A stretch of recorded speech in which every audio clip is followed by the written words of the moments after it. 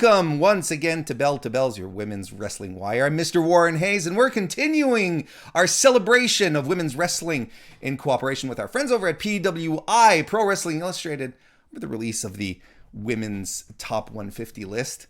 And today, right now, I get to talk to Amy Rose from Ring of Honor, who's joining us right now. Amy, nice to see you. Thank you very much for being here. Thank you so much for having me. I'm really excited to take part in this. I'm really excited that you're here too. Now, before we get into anything really deep, I hear tell you're a gamer. I want you to tell us schlubs, give us some tips onto how to get a PS5 these days, because I don't know how you managed.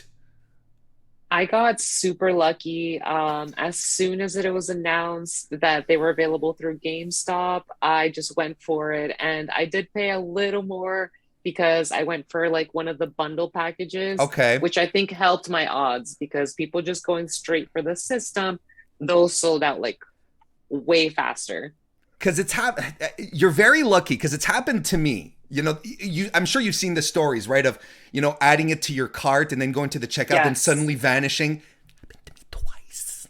Yeah, yeah. It's really funny. Right before Christmas, I actually was trying to get my boyfriend the new Xbox, Okay. and I was doing that one through Walmart, and he was in the living room. I was in my room, like stressed out, just continually swiping and hitting and trying to get it working. And I finally got it in my cart. I went to check out and it fell Poof. right out of the cart. I yelled so loud and he knew something was up. He was like, "What is happening?" But I tried to refresh again and I got so lucky. I got it to go through. I was like celebrating and he knew the jig was up. He was like, "What's going on?" So, And I said, "I gotta be honest with you. I got you your Christmas present. Merry Christmas." So it was a little early, but he was so excited. well, there you go. And the important thing is that he was excited. Good. Well, good for you. You've clearly had better luck than I have. Um, what have you been playing these days? What's captivating your attention? So right now I'm playing a lot of Pokemon, and I actually just started replaying Animal Crossing again because they recently announced a bunch of new stuff coming out Right? in early November. So Mm-hmm. I started playing that, and I actually got my boyfriend to start playing Animal Crossing for the first time, and he's Ooh. now a little bit addicted to it. So it's been really fun. I'm a big Animal Crossing guy. I love it. Yeah, I'm super stoked for the update. You get to cook now. You'll be able. Yeah, I'm super stoked. That'll be fun. Oh, I'm excited for it. So you have a PS5, but you still play the Switch. Yeah. Look at that. All right, never mind. Let's move on. Let's talk about wrestling now. You've been wanting. Okay. You wanted to get into wrestling from a very young age, right? If I'm not mistaken. Yes. Tell us, and I like your story. I think I've heard it. Tell us about how you got into the business.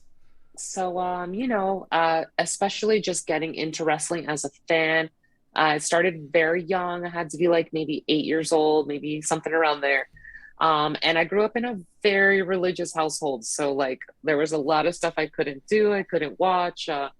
And we went to church way too much for like a kid. It Okay. was just like, three Right. three times a week was a lot asking Okay. for a kid. So one of the days that wrestling would air back then was SmackDown on Thursdays.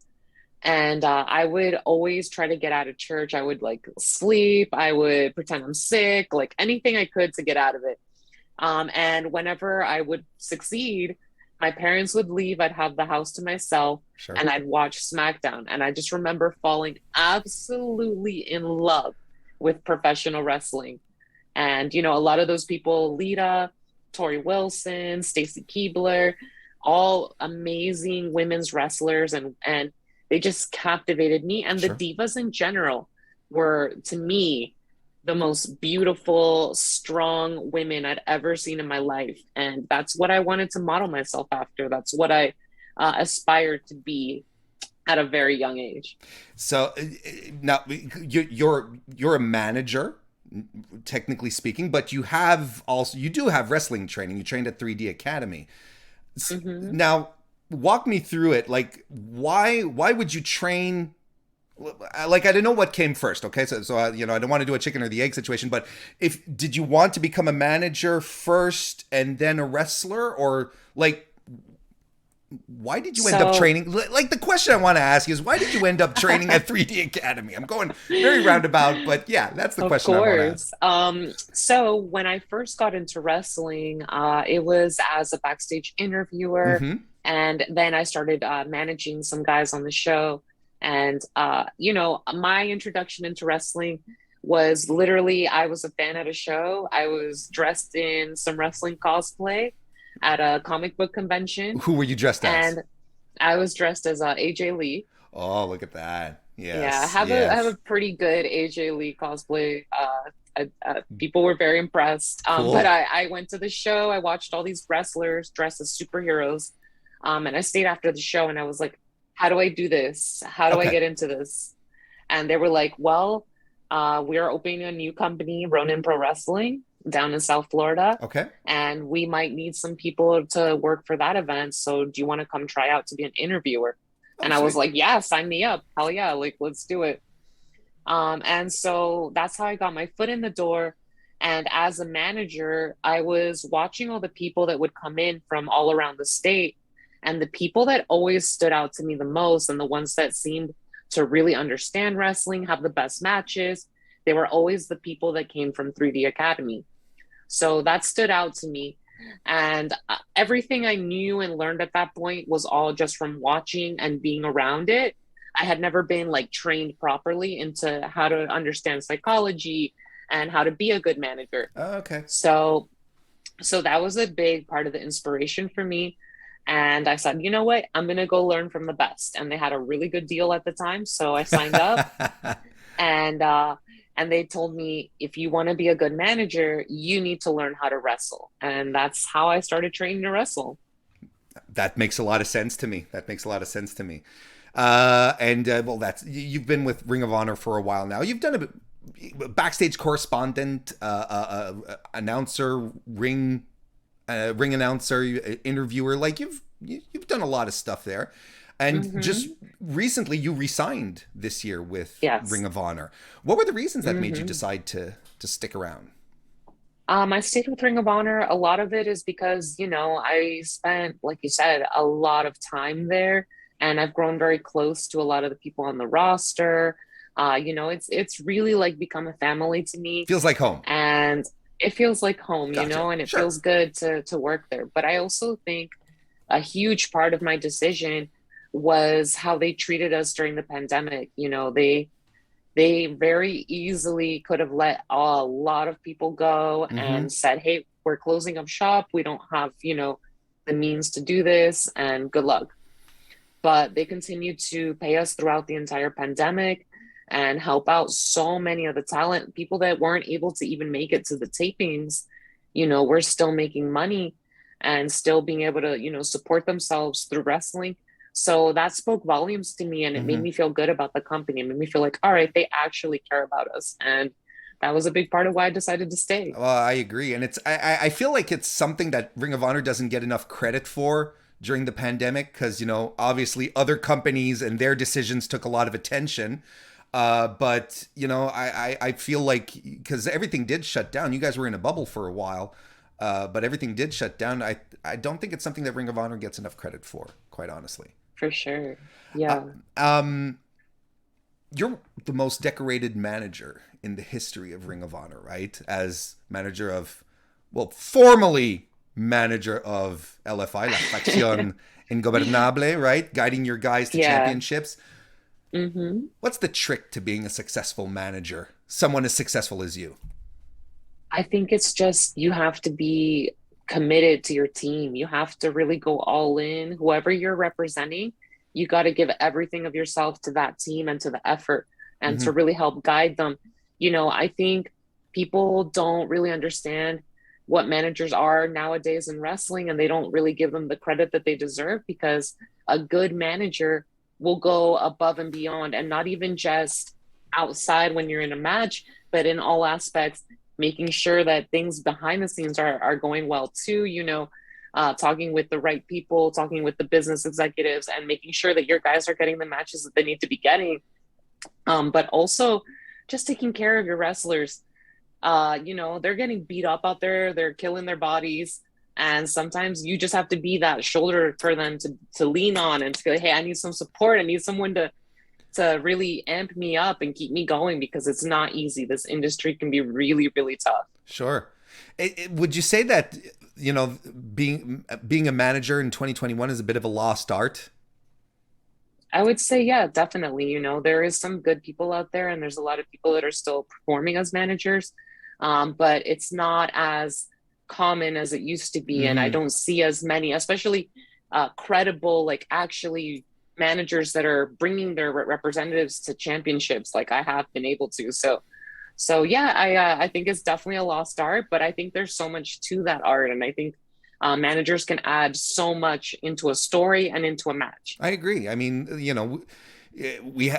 lots of longtime fans have very fond memories of the days where managers, the Bobby Heenans and the Jimmy Harts, brought so much to the act. But as you said, once you start digging a little more and you start to understand what exactly the role of a manager is, it's not just going out putting on a character, right? Like there's a lot of stuff that goes on behind Hmm. the scenes. I feel like there's a lot Definitely. of that's not quite around anymore. So it's nice to see that you're taking up a mantle, I guess, of what managership used to be. It's not a word. But it is. We spoke of. I mentioned the bubble earlier. It's got to be exciting, right? It's got to feel good to finally like get back to work and things getting back to normal. How do you feel about that? It feels great, it's especially being able to work in front of crowds again Mm-hmm. has been absolutely incredible. Just the energy and feeling the crowd, and it there's nothing that compares to performing in front of a live crowd. So those events that we have been able to have people for, and for Mm-hmm. the ones that are coming up, like Final Battle in December, Mm-hmm. it's something that really brings me a lot of joy, and it makes me so happy just to have the people there cheering us or even booing us. It's been fantastic. I think we can't underscore enough how even as fans, when we watch being live, that's a whole other thing, right? There's nothing like being at a live wrestling show. I think it's one of the greatest things ever. But even watching, having a live crowd react, that's a good part of the show. But I think we can't underscore how important it is for the performers, right? To have Yes. that energy. It seems silly, but it's not. It's part of what you do. It's not, it fuels you and it makes your performance so much better because you're feeding off of that energy, and you can kind of react properly to what they're giving you. Sure. Okay, this isn't working, this is working. Let's go. Let's keep doing this. And what's cool is that at the same time as everyone's coming back, well, Ring of Honor is getting back into the women's division as well. It's a division that had some ups and downs. You've seen them. You've been privy to the highs and lows. Maria Kanellis Bennett, right, who is now at the helm of the ship here. But I'd like to hear your thoughts. How do you feel about the state of the ROH Women's Division right now? It feels great. It's like you're reinvigorated. It's so exciting to have all this energy and all these new faces and all these people that are passionate about women's wrestling. Mm-hmm. For a while, it didn't feel like women's wrestling was very important in Ring of Honor. It felt like, we weren't getting as much attention, and we weren't working to the same level as the guys. We weren't getting that same treatment. Sure. And it almost left you feeling like an afterthought, or almost feeling like, all right, like I guess this isn't that important to them. So I'm actually really happy that they gave us a shot, and now they're opening their eyes. They're saying, wow, women's wrestling does draw. There's great and incredibly talented women Mm-hmm. that are out here, and we can do a lot of good things with it. The tournament was fantastic, and having someone as experienced as Maria, Mm-hmm. leading everything and guiding us and giving us advice, it's been incredible, and she's done so much to make this division better. So I can't be happier. So that's good to hear that you feel like there's a dedication that there's actually some support, the behind it as opposed to Mhm. just being, oh, here's our token women's division and whatever. All right. definitely not. It feels like, our women definitely matter now, and we're making moves. We're making big moves happen. Well, I mean, I would say that Roxy becoming the champion of this. Do we dare call it a new era? I don't know exactly, but For this. sure. Okay, Yeah, I would definitely say. then let's call it the new era of the Ring of Honor Women's Division. I think that's a pretty bold move. It's a statement. She's very young, 19 years old. How do you feel Hmm. about your new champ? I think she's incredible. And, anyone who hasn't watched that match yet, you really Oh, should. Death it's Before fantastic. Dishonor. It's fantastic. And, I would be I would say it was match of the night. People may not agree, but I think it definitely was. I think they blew the house down. The fans were invested. I was invested. I was doing Spanish commentary at the time, and it was just such an amazing match to watch and to be able to talk about. It felt great, and I think she deserves it. I think she did a really good job in this tournament. She beat some of our most established women's Hmm. wrestlers, and she did fantastic. So, I can't hate on her at all. Obviously, I think Max should be champion, but hey, we had bigger things to handle, so it's all good. One thing at a time. I'm sure you'll realign everything. I was talking with Angelina Love, just before chatting with you, and she still, she still, she still has a bit of a grudge over the loss. Didn't quite appreciate, have Roxy targeting an injury, but it's fair play. It's wrestling, right? You It know, is, if she would have just played along with us and gone by the rules, listened to our business agreement, she would have been fine. She wouldn't have been in the tournament, but she'd be feeling better. well, there you go. There you go. There you go. When are you going to wrestle again, Amy? That's something right now that I am not focused on. Okay, fair Right enough. now I'm focused on, managing Max, and there is some other opportunities that might be on the horizon. Um, so for right now, my main focus is being a manager and focusing on other roles. I do think that door is not closed fully, All right. and you never know. You never know when I might just step into that ring. But I mean, focusing on the managerial stuff, you're very good at it. Successful. I think it's a good. I think it's a good plan. And